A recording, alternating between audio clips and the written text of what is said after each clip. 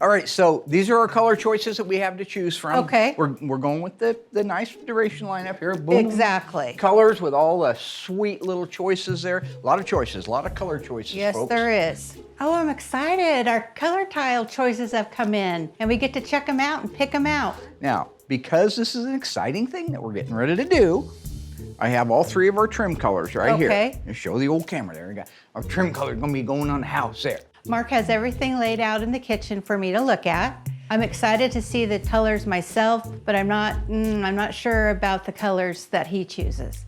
These two are trim colors. Our main body of our house. It's going to be gray. Yep, this color right here. So Yes. tell me what you think. Nope. Nope. And there you go. Look at that color match. Is that gold? No, absolutely not. What's wrong with it? It's a brown roof. This is gray. It says it right on the card. I know you want gray. Yeah, we're putting What it up color next is to that? gray. It's like brown. Doesn't match. That doesn't How match. does that not match that? Because, well, our trim's going to be black. And that's a lot of Black browns goes with in that. everything. I don't understand. Why won't that work? What do you? Because you're colorblind. Beneath the fog, behind the rust, sometimes they come back. There's only one internationally recognized Mopar master, Mark Warman, joined by his friends, family, and dream team, the Ghouls. Nobody wants to take on the stuff that we take on. Reviving the past, 100% untouched survivor. resurrecting the icons of American muscle, We are the Shaolin priests of Mopar. uncovering stories, It's the baddest car we have here. and restoring dreams, The most iconic muscle car on the planet. putting cars back where they belong. On the road. Here we go. Beyond a passion, Oh, that's wild. one man's obsession with Mopar perfection. This is Graveyard Cars. I don't understand. Why won't that work? What do you? Because you're colorblind. I get that he's colorblind. I mean, I've been with him for almost 30 years, but he is in denial. What do you want? Just to insult me? We're shooting a bit here. Yeah, what do you want? So Mark's building his new house right now. Super happy for him. Couldn't be more excited. But in classic Mark fashion, I don't know where it's at, any details, and that's not even what's important. What is important is Mark is colorblind. I'm not joking. He cannot see colors. You picking out colors? Yeah, look at that. Tell me that. It is, I know. That's the one you like? Yeah, just come right in and just interrupt what I'm doing because we need to You're talk. just playing house anyways. I'm not playing house. Yeah. Okay. We need that second booth. Need a second booth. Yeah. The one you've been bugging me about. Ain't happening. What do you need a second booth for anyway? Why do you think? So I've been asking Mark for over a year to get a new booth for the shop. This booth works great. Nothing wrong with it, but the problem is Mark wants more cars done. Therefore, if I have another booth, I can do twice as much work. So at the end of the day, this is only going to benefit Mark. Why do you need to do it right now when I'm in the middle Because this isn't real. This is real. No, you're picking out stuff for your If house. I'm gonna pick this out for the Why roof would of you my- pick? That's the answer. Okay, I don't know those things, okay? I am that what you colorblind. picked? That's what I Okay. like, yeah. Okay. I hope Suzanne's steering the ship on this one with him being colorblind, because if not, I see Titanic written all over it. You know, there's moments where I want to just kick your spleen inside out and use it as dental floss. You need a booth, fine, I already know you need it. Take out Okay. a newspaper ad, I don't care. Okay, so probably on this side, get rid of that door there, and then do a whole You like the separate. Pink Panther, right? Yeah, I want to. The colors and stuff. Oh, and- yeah, pink, yeah. Well, not the cartoon. Oh. Yeah, the one with Peter Sellers. Yeah. Yeah, so maybe put it right over here. Yeah. Extra booth, just one like this, $125,000. Oh, right now they're $250. I certainly don't have $250,000 to buy another booth for you because you can't do your job. Guys, this is classic Mark Warman deflection at its best. He doesn't want to spend any money at all on a new booth. So he immediately makes it look like I'm not doing my job. I'm asking for a booth to get them done faster, and I'm saying that things are a little tight right now. I You can't shouldn't be necessarily. building a house right It's now. a little house. It's a little house. I have no idea if it's a little house because he doesn't share anything with anybody outside of Cousin Doug. You want another booth? Yes. I'll take it under advisement. I have a question for you. Yeah. Do you remember when Peter Sellers in the Pink Panther goes into that hotel and there's that guy working behind the counter? Remember what I said, if Mark could just stay focused, how much we could get done around here. And Peter Sellers walks in and he looks down on the ground and he sees that dog and he wants to pet him. So it's misdirection, it's deflection, it's the thing where Mark just babbles so much, you just don't care anymore, and ultimately he wins. And he asks the guy behind the counter, he says, "Does your dig butt?"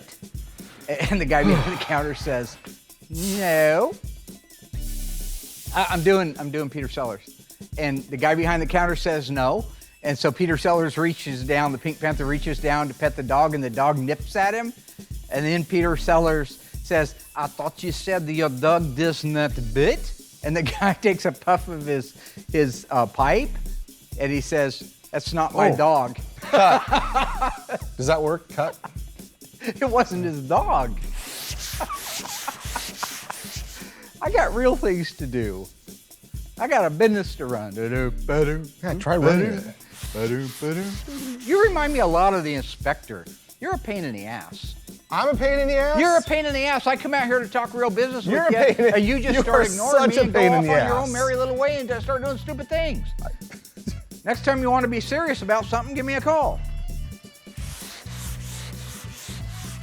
Remember when the inspector... Cut! Hey, that worked.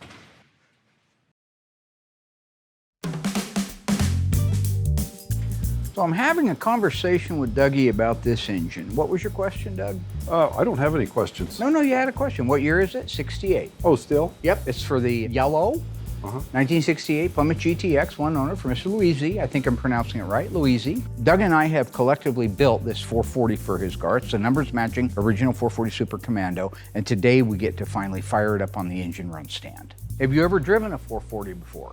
No. Yes, you have. Oh, yes, I have. Quite a few 440s. You put a 440 in your 1973 Plymouth Duster. I did. That's true. Yeah, no, did that down at my old shop on Olympic Street. No, I didn't. You put the exhaust on down there. In my Duster? What is wrong with you? Yeah, we were right down there at 2150 Olympic Street. The I old built that at Vern Rose's Auto I Repair. know, but you did the exhaust or something. What were you doing at my shop with it? Showing off.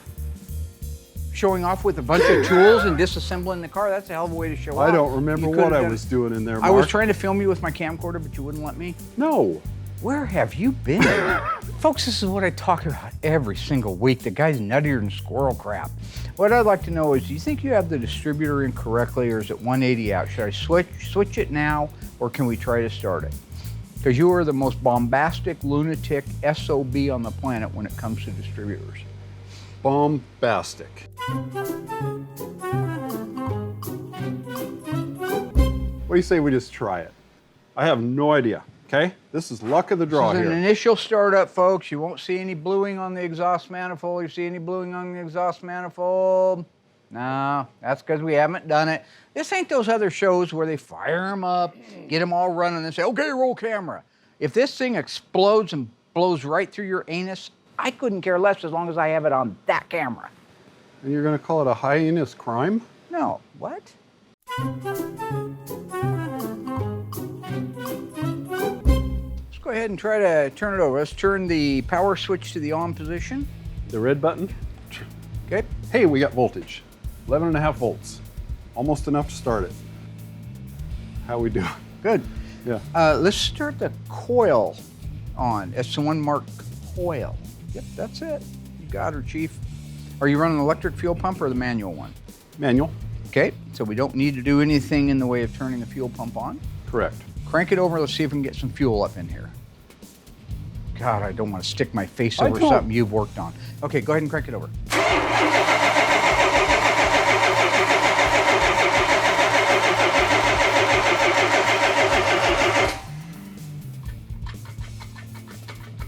Nothing, honey. We have an electric fuel pump. Dude, I just asked you if you were running the mechanical or the electrical. You said you're running the mechanical. I was, but it took too long. But you didn't just change it out while I was standing here. I did. It's all hooked up, Mark. They're all hooked up in unison. If I Oh, brilliant. I see what you've done. Okay. Do you have any idea how exhausting it is? This is the same problem we had a couple of episodes ago. He does this daisy chain thing with an electric fuel pump into a mechanical fuel pump. The mechanical fuel pump, I'm telling you right now, it will not suck it past an electric fuel pump. You can have one, you can have the other, you can even have both. But if you want to have both, you have to have the electric one on. Look, I see somebody for this stuff. I was talking to them very recently, and they said maybe what you need to do is distance yourself. Coming up on Graveyard Cars, Brody gets an opportunity to paint his first car when Mark's once beloved Yamahauler returns to the shop with disastrous bodywork. No offense, but you can't run this one. But can Brody pull it off when his own father and mentor deserts him to play detective? I've been sworn to secrecy on that. Will Brody's AWOL dad spell disaster for his milestone paint job? Find out when Graveyard Cars returns.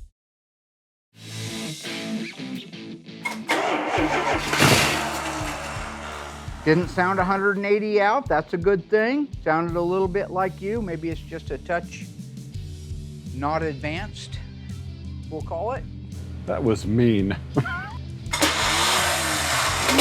Congratulations, if you could get a badge starter for this from now on, that would be the best. Well, that was the best. Flism Flasm, we're getting kickback. Flazoo? No Flazoo, Flazoo's when it runs. Now, see all that fuel spraying up there? I Yeah. like fire, Marky like fire. Mark, you like fire. Go ahead.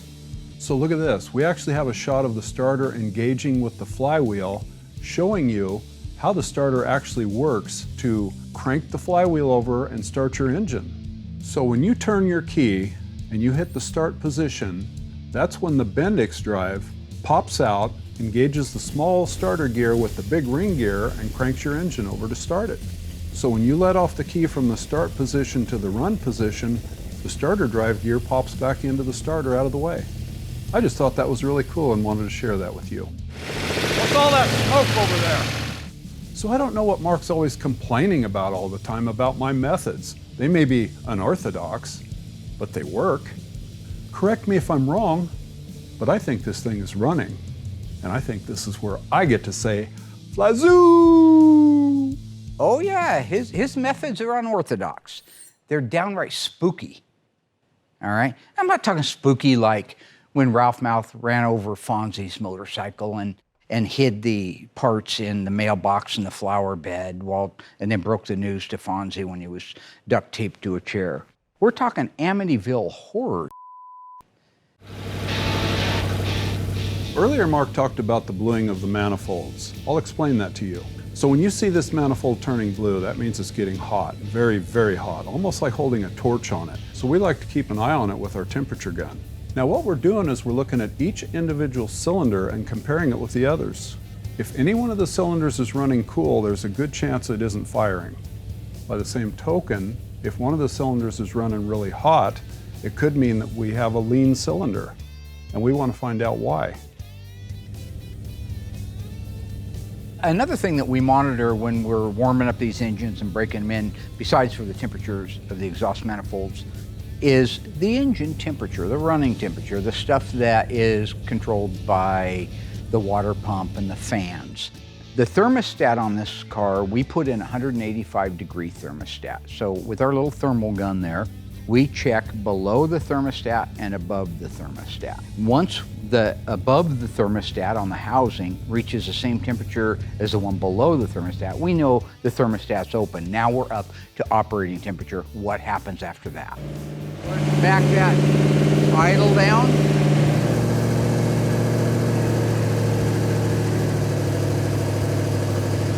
Well, in spite of your best efforts, it runs good. You put that in this weekend, the car's not painted yet.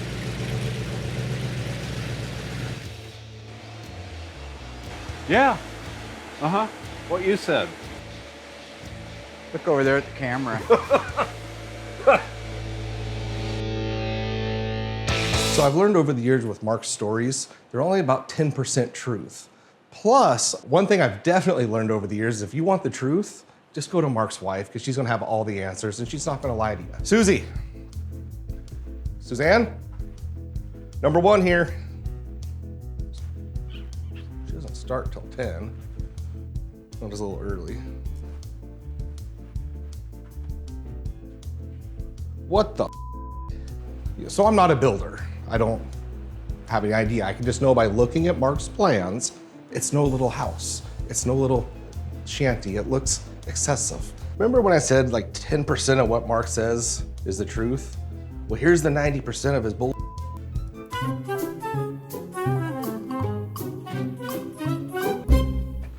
Hey, can you do me a favor? Can I get Mark's address to his new house? I've been sworn to secrecy on that. Doug, it's me. I've known Mark for 27 years. I just want to go check it out. I'm proud of him.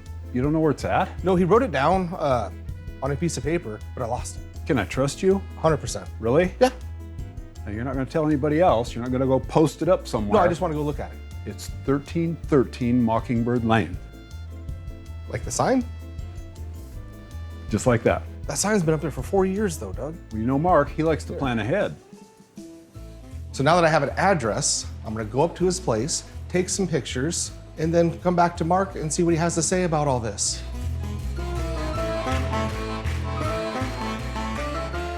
Now, the reason our 72 van is in here, if you guys recall back, I don't know, been a few seasons ago, I was going to build the Yamahauler, the tribute to the Hot Rod Magazine custom van. Originally, the Yamahauler was a magazine giveaway thing. So if you entered into this contest, you have the chance of winning the van or a 1972 Yamaha Enduro 250 or a 1972 Yamaha MX 125. I made a deal with a company in California who was going to help me out. They were going to take that van, do all the body and the paint on it, but I won't go down a bunch of rabbit holes. I don't like talking poorly about somebody, but I will say this. After a long time of trying to get it right, it's so far wrong that I gave up. Frankly, folks, this whole project, I've just lost my desire to see it done. I decided that we're just going to squirt some yellow paint on this thing, bolt it back together so it'll roll under its own power. I've talked about that many times. Sell it as a project to somebody out there. It's a great opportunity for Brody to have some gun time, and the outcome doesn't matter because you couldn't spray the color and have it look any worse than it does right now in that body work. Brody, how are you feeling about this? Pretty good. Very first complete paint job. You excited? Oh yeah. Yeah? You gonna post it on your social media? You want me to? Well, I think you're fine. It's gonna look like $1 million because it's great big bright yellow. This is good experience. You mixed up your color. Yeah. How many gallons do you have mixed up right now? 2, and I have a third one ready just in case. Okay. Is it transparent? Yeah. How many coats to hide? You do a spray out, right? About 5, may need a 6th, depending. So you're gonna wanna put 6 to 7 on it to hide it. I think you're gonna do great. I appreciate it. No offense, but you can't run this one. I notice you're a lot perkier, a lot brighter. Your dad's not here today, is that true? No, he's not. It's so funny, huh? Well, anyway, I think you're doing a fantastic job and I'm excited to see this thing. Well, I appreciate it. Have you gone around all your little edges and all your little things and Yeah, got everything scuffed real pretty? Finishing up right now. God, I look down the side and I just want to overdose on Dramamine. Oh, really? Best of luck to you, my brother. I'm gonna need it. Notice how when Will's not here, how active he is and interactive, and we talk and he's smiling and having a ball. I think his dad kind of keeps him down a little bit. I really do. I think he's scared to be himself. This is a lively kid. That's because Will is a bully. I don't want to say that, but. Audio girl, is Will a bully? Tell me. I'm too scared to say. See, that's what I'm talking about. That's fear.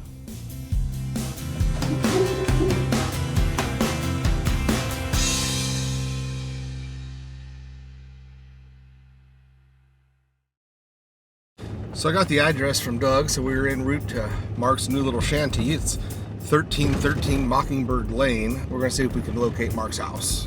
Turn right. All right, I'm turning right.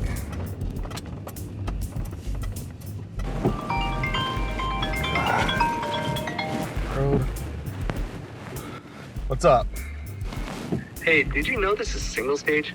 Of course I know it's single stage. You've been training me for base clear. I train you for everything. You told me this was also base clear, so... No, it's single stage. It's a solid color. You know this. Then why'd you tell me base clear? Okay, it's single stage. Route recalculating. I turned right. Yeah, it's gonna be one bright car, that's for sure. Because I think this yellow is completely different than the yellow it was before. Because it was like a nice, like darker yellow, if I remember it correctly.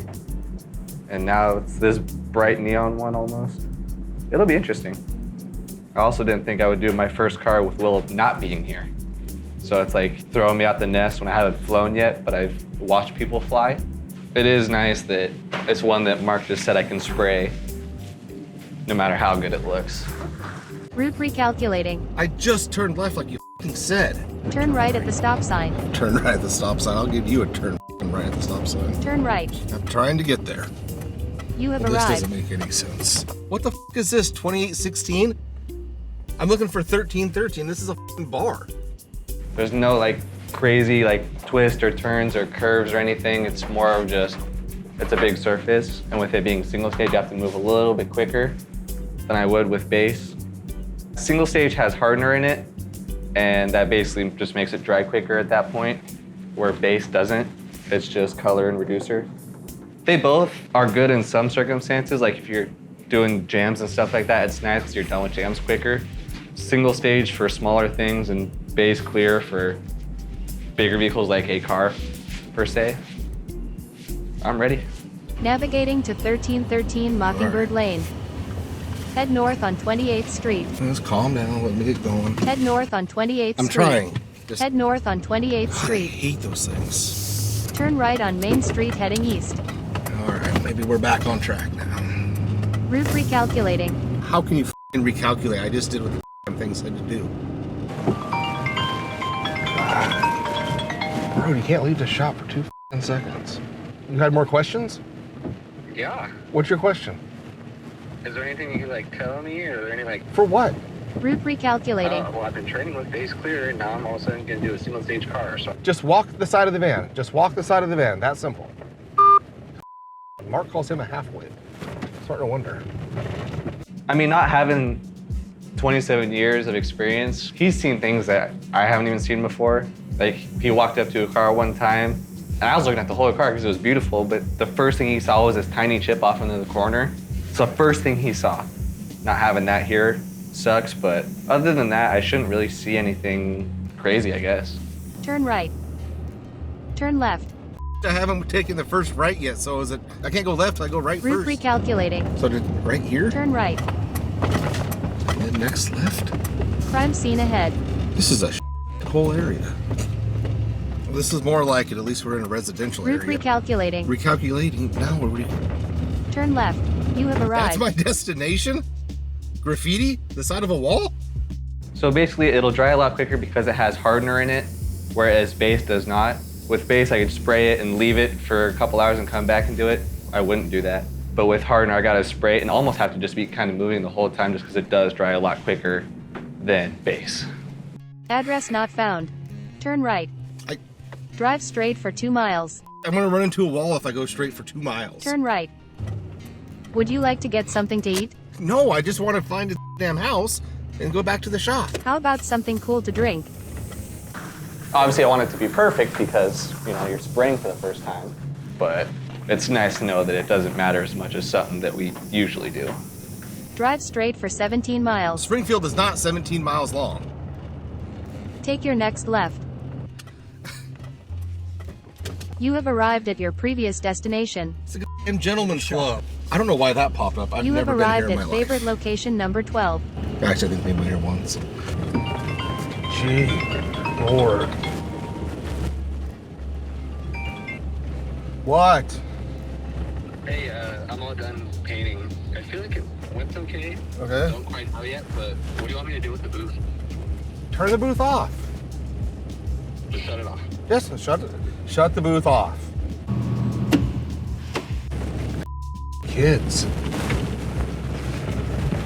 I only love Layla. Approaching Emporium. Shut the fuck up. Are you sure you want me to shut the up? After the break, Mark critiques Brody's premier paint job on the Yamahauler, breaking down what went right and what went wrong. The odds were stacked against that young man. Will continues his search for 1313 Mockingbird Lane, but will he give in when he discovers he's been duped? Or will the true monster be revealed when he miraculously finds what he's looking for? How would he even know where it is? Well, I told him. Find out when Graveyard Carz returns. Warning, you are approaching a private gated neighborhood. Private gated entrance. This is typical Mark. This isn't going to be some small little shanty. It's going to be some over-the-top show of a house. This is Mark 25 years ago on payday. Want to get your check? Can't find him. You go to his house, his sweet wife says, hey, he just left. You come back to the shop, he just left. You go to his favorite restaurants. He had probably already eaten there, but I can't find him there. Then you kind of just give up, and then you come back to the shop, you happen to bump into him. You say, hey, can I get paid? Pulls out a huge stack of cash, which is more than what I needed. And then he'll ask me how much I need to get by. And then he'll pull out like a 20, and it's like, I just want to get paid. It's not hard. That better not be it up on the hill there. Oh my God, is that really it? Casa de Ice Tray, next right. You look at this. This is exactly what I would expect out of Mark. I think I see my paint booth. Look at that. Brody finished painting, getting my first chance to walk around it. I really kind of did more of this for his confidence level and for you guys at home to see that painting isn't easy. And so here you got this van that's lumpy anyway. So I didn't care, I told you that. I just wanted to get some yellow paint on it. So it was a good opportunity for Brody to spray his first car, but I will tell you that the odds were stacked against that young man. It's a single stage paint, which is harder to spray than base coat, clear coat. It's a huge van. Notice there's no breaking point in here. When you paint this, you have to walk all the way down like this. I didn't tell him that. I wanted to see how he would do naturally. So he did get paint on it. It's covered. I don't see any peekaboos. That's the good news. The bad news is he got a lot of orange peel. We have our runs through here, this whole area. And this is really easy because it's a reverse curve up in here. Anytime you have that reverse curve, you're gonna load a bunch of paint there, but then when you come down, you're probably still loading that cavity with it. This is a very bright yellow. It's the correct yellow that the Yamahauler would have been. It's hard for the cameras to pick up what I'm trying to show, the extreme runs. The runs are simply because he's putting too much material in one area too quickly. That causes a run. We had such a hard time picking that up that Pete and I decided to shut the lights off. That's why there's a gradient change. You can see at least the runs. So the mistakes that he made essentially are he rushed the paint, which causes the runs. Two is the problem he made doing the spray pattern, right? He doubled up on the top there. It looks like he doubled up here. He didn't walk the panel. It looks like he did mid-strokes. I could be wrong on that, but that's what I think. And then the worst thing he did was he shut the booth off too soon, and it didn't get a chance to breathe. Will's talked about solvent popping. Solvent popping has been explained before. It's where you put too many layers of paint on too soon, and there isn't enough air to pull the vapors off. So the vapors have no choice but to go up in the air, and then once the paint starts to cure, fall back down. That's solvent popping. It creates little microscopic craters. So I think it's a great opportunity for him to have done something. I just want to use it as a learning experience. So I'm gonna bring Will and Brody in and just kind of discuss with him what I think happened and how he could improve on it and do better next time. So I'm gonna grab them, because I'm all about teaching people, not beating them down. Will would use this as an opportunity to beat his son down. I think that's sick. I'm about building people up, making them feel they can do absolutely anything. William? Casa de Ice Tray, next right. Oh, you know, yeah. Well, that has some explaining to do because this is far from a shanty. That area on the side of his house is bigger than my house. This is a huge house for two people. There it is, folks. Exactly what I expected. Look at that. So let's see here. It looks like we got some sort of outdoor living. So we got some sort of balcony. No, those are up high. So I'm guessing those are the master suites up top on each side. Look at the windows. It almost looks like a miniature church. Do I see a elevator? Now, I spent a little bit of time looking for old Will to find out what the hell's going on down here. He's not here. I went into every room that was here, didn't see him anywhere, all right? But one person I found is a certain cousin Dougie. Question for you. Seen Willie today? Yeah, When did you see Willie today? this morning, You have any idea where Will might be right now? out looking for your house. What? How would he even know where it is? Well, I told him And what'd you tell him? what you told me to tell him. 1313 Mockingbird Lane? Yes? That's all.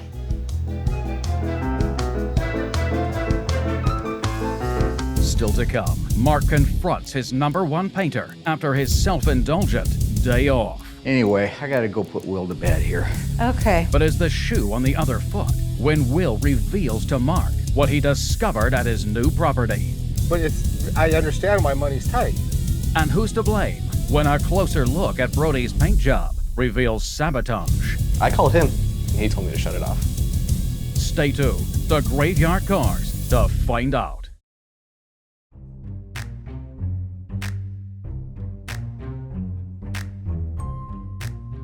Yeah, I can't believe this. I've dealt with Mark for 30 years on stuff like this. The colors that he picks out. Now, this is my favorite. It is? Yep, I like this the best. So just go with a basic black. I mean, if you wanted to do one like, I don't know, I think that would look so good. Because that's our color, and then one of these two is the trim that'll go like around the windows and stuff. I think Apparently, that'll I look have really no sense good. of colors. None at turn out. all. None whatsoever. Nope. So I am excited. We did pick out the colors, and I'm happy. We went with the black because Mark, he has no clue. None whatsoever.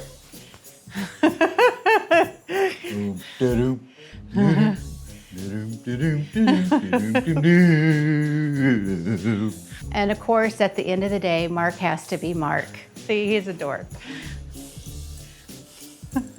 Colorblind? Yes. Not colorblind. I painted purple cars red and people say it's gorgeous.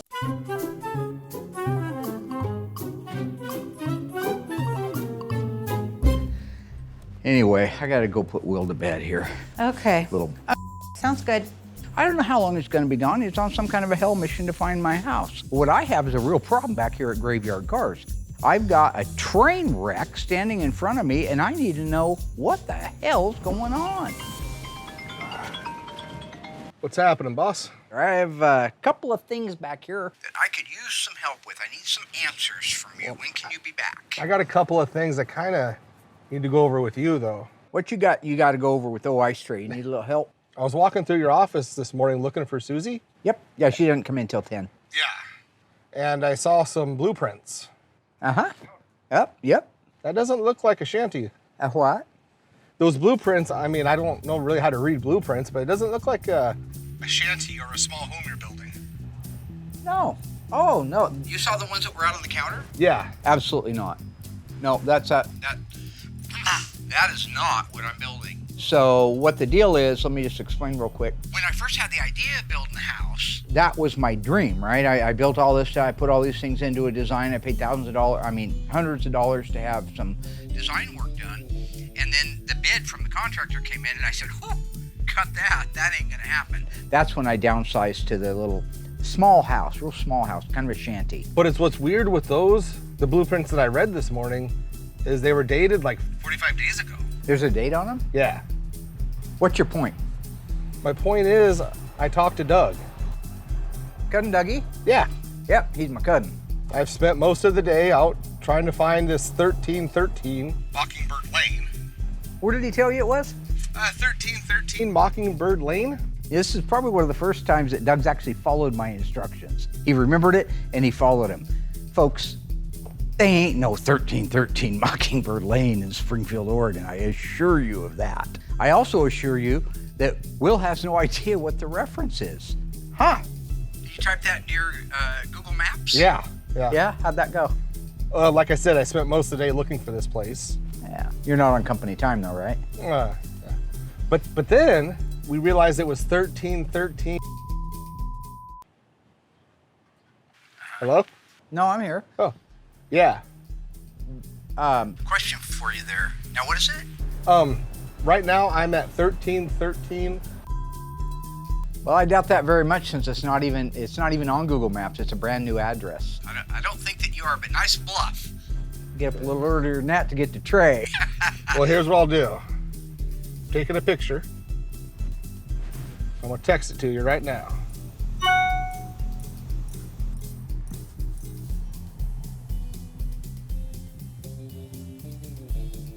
Did you get it? Oh. I see what you're saying. Yeah. So you said like a small house. Because money's tight, and that's fine. Yeah, no, money's very tight.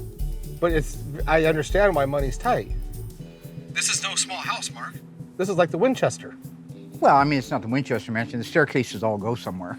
My point being that you have money for a booth. So when I get back to the shop, I'm gonna get hold of our vendor, and we're gonna get one on the way. Can you just come back here?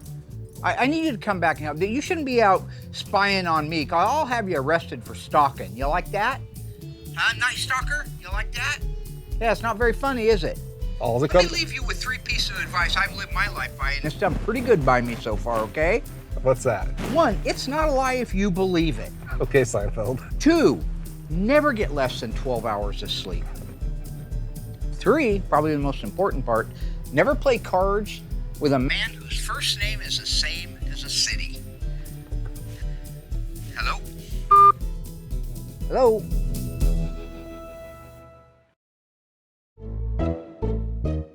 All right, so because this is kind of a serious thing, I'm not doing my scoop tray. I'm just coming to you. We've talked about this a little bit earlier. Congratulations for getting your first job, because it isn't easy. No. We gave you to the wolves on this one. Would you say? Oh, yeah, you did.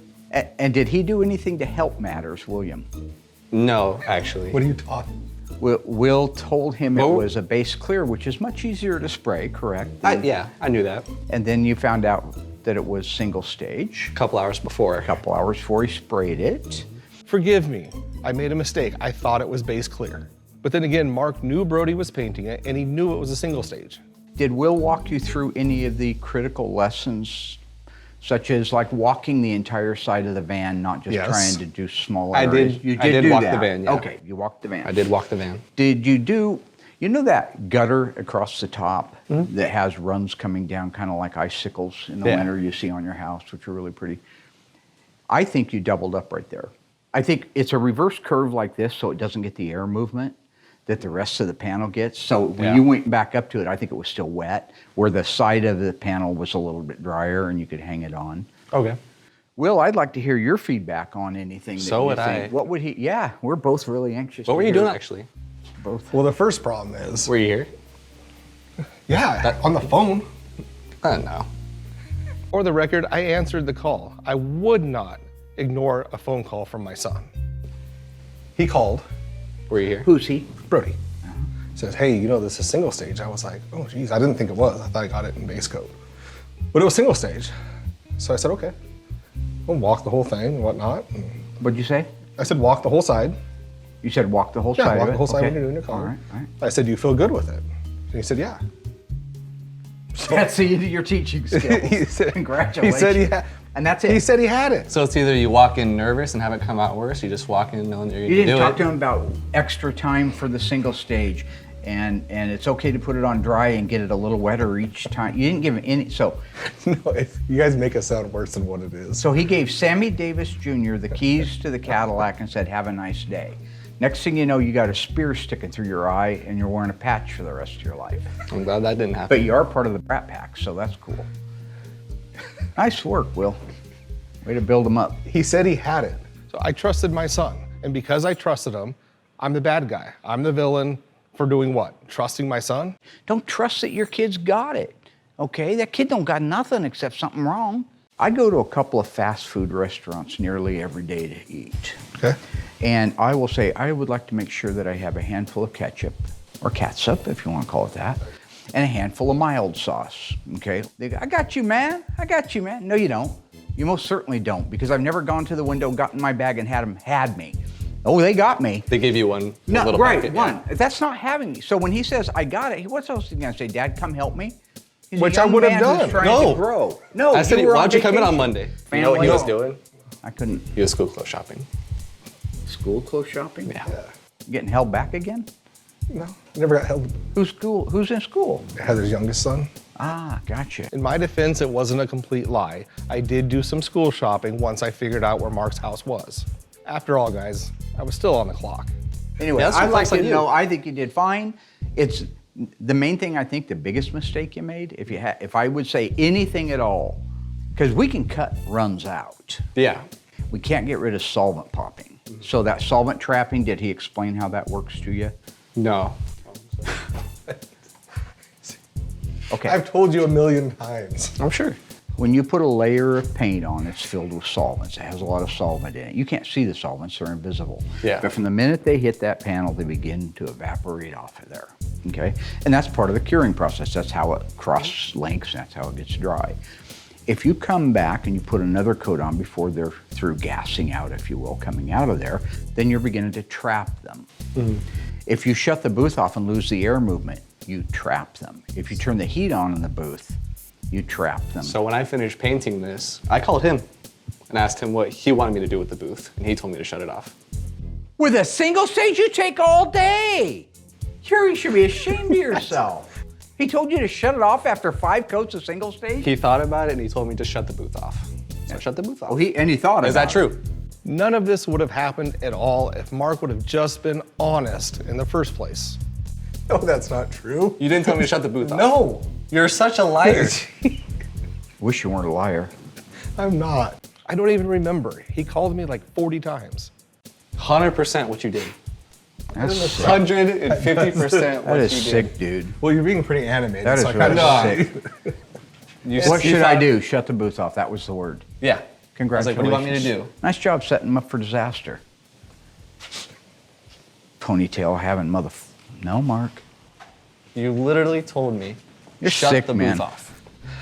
Well, first of all, I didn't know. Who does that? You guys. Who I didn't know you guys were who going to takes take their it. kid and just secondly, serves when him does to the the side of a wolves? car pop? Tells him to shut the booth off 5 minutes after it's painted with single stage, one of the highest solids paints in the world. No wonder it's solvent popped. Will, you're paying for that material because you had a bad day. You're playing house, shopping for clothes, got drunk as a mouse. So at the end of the day, do I really care about that van? Not anymore.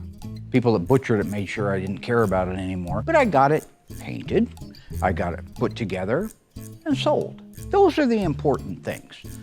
Maybe equally as important as that is I was able to shift the blame from Brody onto Will's back. I like to do that when I can because I think it builds character in people. But at the end of the game, that scoreboard don't tell no lies, man. Ice Tray 1, Beard Boy, nothing.